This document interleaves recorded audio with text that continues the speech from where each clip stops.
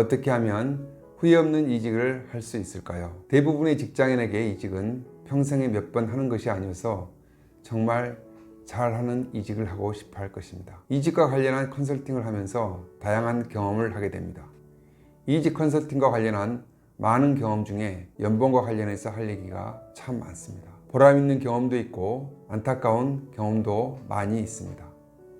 이직할 때 누구나 원하는 것은 내가 원하는 직장으로 내가 원하는 업무를 할 수 있으면서 할 수만 있으면 최대한의 연봉을 받으며 이직하고 싶어 할 것입니다. 이직을 하는 여러 지원자들이 원하는 연봉을 보면 매우 다양합니다. 현재 받고 있는 연봉의 10% 정도를 희망하는 경우가 보통인데 지원자에 따라서 현재 연봉 수준의 연봉을 희망하는 경우도 있고 20% 혹은 30% 이상의 연봉 인상을 요구하는 지원자도 있습니다. 현재 받고 있는 연봉에 비해서 연봉이 얼마나 인상되어야 잘한 연봉 협상일까요?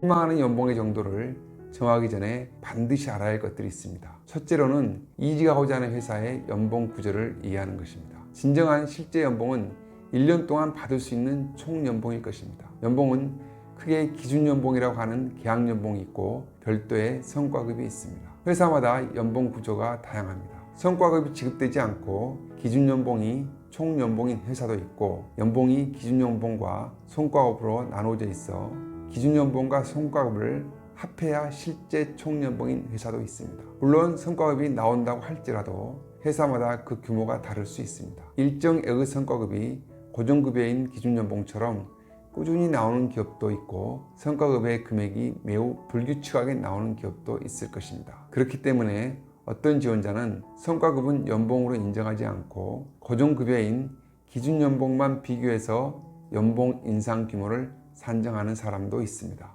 이직할 때 바람직한 연봉 인상의 폭을 산정하기 위해서는 성과급에 대한 이해가 매우 중요합니다. 총연봉을 산정할 때 성과급의 규모를 무조건 무시할 것이 아니라 기업의 매출액이나 이익의 규모, 그리고 회사의 정책이나 문화, 그리고 지속적인 성장 가능성 등을 면밀히 조사해 본 다음 성과급이 기준연봉에 비례하여 일정 비율로 매년 지급이 된다면 총연봉의 규모에 반영하여 산정해야 할 것입니다. 총연봉이 실제 지급받는 연봉임을 잊지 않으셨으면 좋겠습니다. 두 번째로는 연봉 협상을 할 때 고려해야 할 사항은 매년 인상되는 연봉 인상률입니다. 이직할 때 사인하는 연봉은 입사할 당시의 연봉입니다. 입사할 당시의 연봉이 많다고 해서 매년 연봉 인상폭도 비례해서 큰 것은 아닙니다. 향후 몇 년 동안 연봉 인상이 아주 미미할 수도 있습니다. 채용회사에서 채용 면접에 합격한 후보자를 반드시 채용하고 싶을 때 회사의 평균 연봉 테이블보다 많은 연봉을 제시하고 채용하기로 결정을 할 수도 있습니다. 그렇다고 매년 다른 동료 직원들보다 많은 연봉을 인상을 시켜주지는 않을 것입니다. 물론 입사 후에 성과를 통하여 자신의 역량을 보여준다면 꾸준히 높은 연봉 인상이 가능할 것입니다. 지금까지 연봉 협상을 하기 전에 꼭 알아야 할 것으로 성과급의 규모와 지속 가능성 여부, 그리고 매년 인상되는 급여 인상률에 대해서 알아보았습니다. 정리해서 말씀드리면 희망하는 총연봉을 결정할 때 채용 회사의 성과급이 고정급은 아니지만 매년 예측이 되는 일정 금액이 지급된다면 희망 연봉을 결정할 때 성과급을 포함해서 결정하면 좋을 것입니다. 연봉 협상과 관련한 상담을 하다 보면 성과급을 전적으로 무시하고 기준 연봉이 크기만 가지고 연봉 협상을 하려고 하는 후보자가 있습니다. 그래서 기준 연봉만을 총연봉으로 고집하다 보면 연봉 협상에서 원만히 합의에 이르지 못하는 경우가 간혹 있는 것을 보게 됩니다. 다음으로는 연봉 협상과 관련해서 실패하지 않기 위해서 연봉 협상의 실상에 대해 좀 더 본질적인 얘기 해보겠습니다. 협상이라 함은 상대방이 있는 게임과 같습니다. 서로가 모두 만족할 수는 없지만 적어도 본질적인 부분에 대해서는 만족할 때 협상은 원만하게 이루어집니다. 연봉 협상도 마찬가지입니다. 협상은 상대방이 똑같은 힘을 갖고 협상을 하지는 않습니다. 우월적 지위에 있는 당사자가 있습니다. 연봉 협상을 잘 하기 위해서는 내가 더 우월적 위치에 있는가, 채용회사가 더 우월적 위치에 있는가를 정확하게 이해를 할 필요가 있습니다.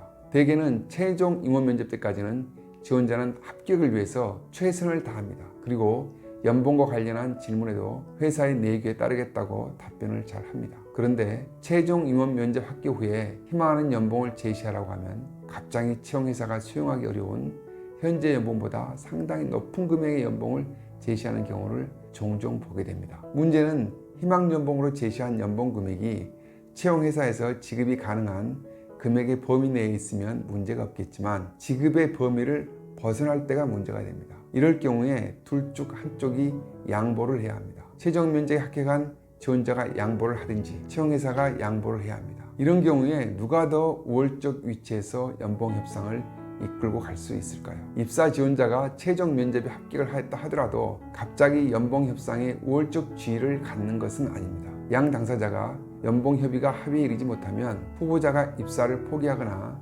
아니면 채용회사에서 채용을 포기해야 합니다. 채용 면접에 합격한 후보자가 채용회사로부터 제안받은 연봉을 포함한 초우안에 대하여 수용할 것인지에 앞서서 다음 몇 가지를 심도 있게 검토해보면 좋을 것 같습니다. 첫째는 지원한 회사가 정말 입사를 하기를 간절히 바라는 회사인가? 둘째는 담당하게 될 업무가 본인이 지향하는 업무와 어느 정도 일치하고 지속적인 개인의 성장이 가능한 업무인가? 셋째, 제안받은 연봉 금액과 희망하는 연봉과의 차이는 어느 정도인가? 넷째는 성과급을 포함한 총 연봉을 기준으로 하면 희망 연봉을 충족하지는 않은가? 다시 말씀드리면 기준 연봉만을 가지고 고집하고 있지는 않은가? 어느 협상을 하든지 내 주장만 관철되기를 바라고 협상을 진행한다면 협상은 원만하게 마무리가 되지 못할 것입니다. 최종 면접에 합격한 후보자가 채용회사에서 채용할 수밖에 없는 특별한 기술이나 역량을 보유한 후보자가 아닌 경우는 대부분 채용기업은 후보자의 현재 연봉 규모와 업무의 특이성, 제시할 수 있는 연봉의 한도,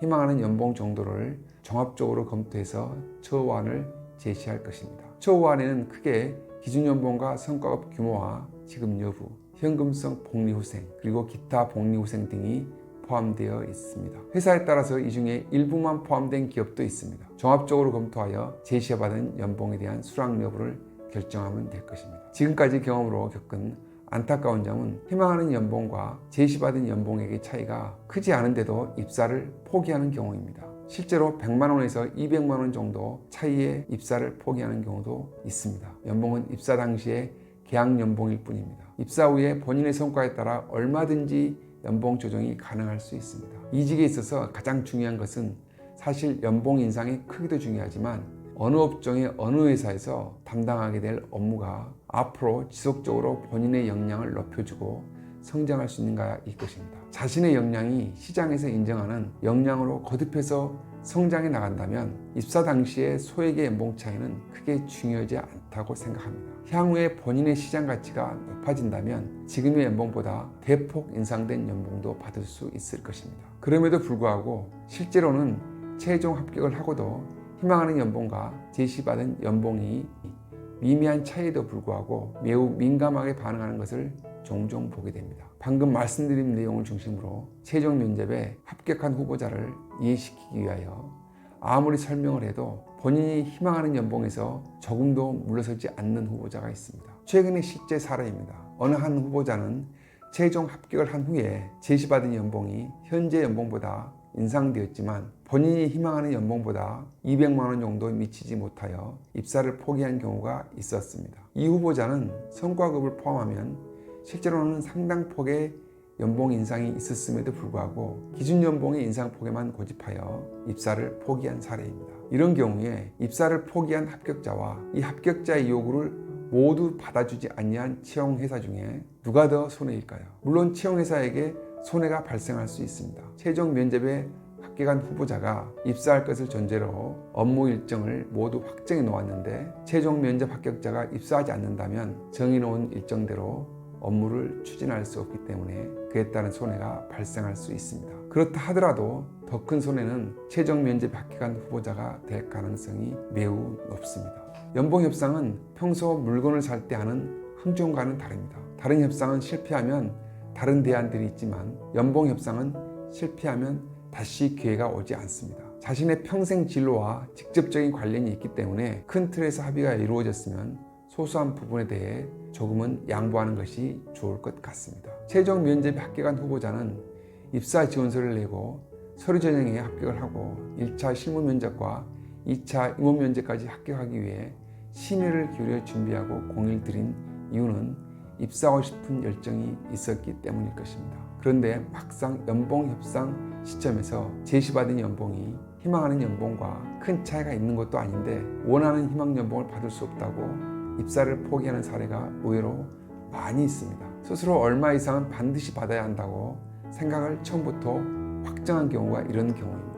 연봉 협상에서 결정된 계약 연봉은 앞에서 말씀드린 것처럼 입사 당시의 연봉일 뿐입니다. 입사 후에 본인의 성과에 따라 연봉의 인상폭이 얼마든지 달라질 수 있습니다. 입사 당시의 계약 연봉에 너무 매이다 보면 정말 중요한 것을 놓칠 수가 있습니다. 연봉 협상의 특징 중에 하나는 다른 협상과는 다르게 협상의 기간이 매우 짧다는 것입니다. 최종 면접 합격 후에 며칠 내에 연봉 협의를 마무리해야 합니다. 평소에 희망하는 연봉에 대한 생각이 정리되어 있지 않으면 연봉 협상을 잘 마무리할 수가 없을 것입니다. 반복해서 말씀드리지만 자신의 제안이 받아들이지 않으면 연봉도 인상되고 다른 처우도 더 나아졌는데도 불구하고 자신이 마치 손해라도 본 것처럼 생각하고 자존심 때문에 입사를 포기하는 경우입니다. 입사를 포기한 경우에 나중에 후회를 해도 다시 기회는 주어지지 않습니다. 정리해서 말씀드리면 아무쪼록 연봉 협상을 할 때는 자기가 희망하는 처우 수준을 미리 정해놓고 완고하게 협상을 진행하는 것보다 연봉과 관련한 주변 환경을 모두 검토한 후에 연봉 협상을 원만하게 이끌어 가시기 바랍니다. 오늘 영상이 유익하셨다면 구독과 좋아요 부탁드립니다. 다음에 더욱더 유익한 영상으로 찾아뵙겠습니다. 그리고 궁금하신 사항을 댓글로 남겨주시면 영상 제작에 참조하여 업로드하겠습니다. 감사합니다.